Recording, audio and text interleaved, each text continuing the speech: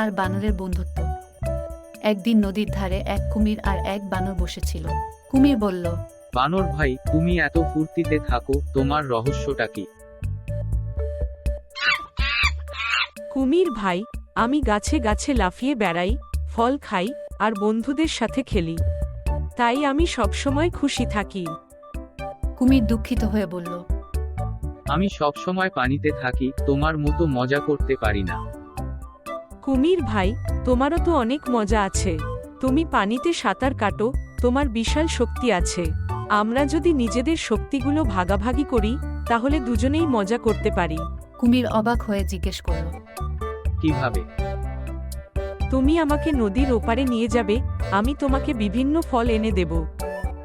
কুমির খুশি হয়ে বলল, তাহলে তো খুব ভালো হয়, চলো আজই শুরু করি।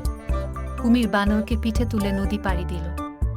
ওপারে গিয়ে বানর গাছে উঠে মিষ্টি ফলগুলো কুমিরের জন্য নিচে ফেলল। কুমির ফল খেয়ে তৃপ্ত হলো। বানর ভাই, তুমি তো সত্যিই বন্ধুত্বের মর্ম জানো। বন্ধুত্ব মানে একে অপরকে সাহায্য করা। আমাদের দুজনের মিলিত প্রচেষ্টায় জীবন আরো সুন্দর হয়ে উঠবে। এইভাবে কুমির আর বানর তাদের বন্ধুত্ব আরও গভীর করল এবং একে অপরের সাহায্যে সুখে শান্তিতে দিন কাটাতে লাগল। Do subscribe our channel.